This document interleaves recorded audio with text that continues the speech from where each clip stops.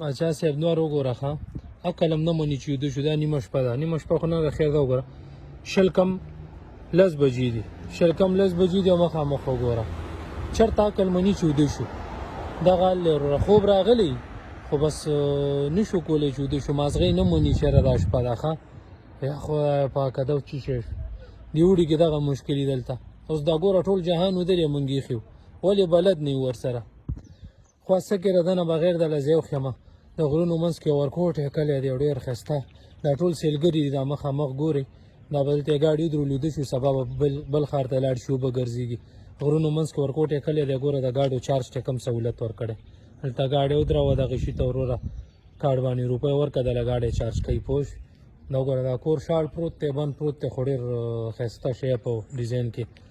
نو دلته دا ورسره پولیس سټیشن دی خو د الله فضل دی کلم کولو نه لیدو هسې په نیمې پې لیکلي نور هېڅ هم پکې نشته پولیس والو ګورو اوبو څښلو دپاره سبیل هم لګولی ده دا کبل ځای وی که نه نوم یې نه هملته خو خلک وړي دا شی نه دا وګوره دا پولیسو دپاره دلته ټریلنګ ورکوي د کشتو د اوبو دلته کوزیږي او بیا راخیږي او نور دلته کوم کاروی نه کوي یو ښایسته سیسټم دی مخامخ خو مې راته وویل که نه دا اوس وروره نور ولاړي تر لس نیمو پوره دغه ډنډه کې ډېر کمال دي ښه ده کې دلته ته ناست یې ګوره هغه نه ناستې ځای دی که هلته ناست یې او سایکل در سره ده سره دغه که تالک بس پیپ خو څوک نه شي ایستی که نه اګر اوبو غاړې له ښایسته د ناستې ځای نه او راځه وروره خپل ملګرو سره فیملی سره انډیوالانو سره که چا ځایونه یې پرېښي دي کولو دکې کښتۍ هم ګرځي دلته را خلک سیلګري دي ګوره که لارې پراته دي وده دي او ښایسته ځای ما ویل چې راته وښیم ودرېږه ده ماما یو کترور د ښځې نر پته هم نه لګي ښځه ده ودې کته لرې نه سړی ښکارېدو خدای پاک څه نوي نوي نظامونه دي او دا سیستم دی اشنا زمونږ کلی هم خوښ شوی هرې خوا ته وګوره ښایسته نظارې دي ښایسته ځایونه دي هسې وایي چې دا دي او هغه دي وګوره که واه واه واه دا وګوره تازه ونې لګولي دي ښه ډېر خوند کوي ماسخوتن دی راووتم وروره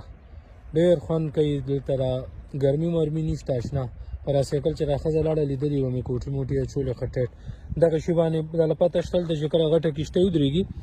هغه نه بیا دلته پړی را لړه کړي د پسې وتړي دی ځمکه کې ښخ کړی او بلاګی دی نو بس بیا دلته ودوي اکثر دلته کښتۍ وتړي پکې کلارې ودوي مړه سایکل او شیان هم ورسره یې پوه شو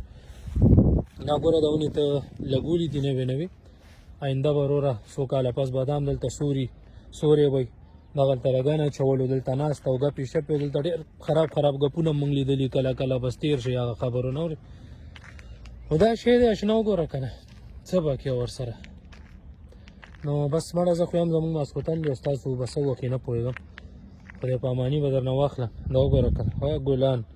ښایسته ماحول والا څنګه دا خلک ښه دي داسې خدای ځمکې او موسمونه او حکومتونه هر څه ښه ورکړي خو حکومت یې ښه دی ځکه خلک ښه دي مړه قرآن سړی راوله سمیږي ولې چې حکومت یې سم دی نو ځه خبره رانه بل خوازي د خدای په امان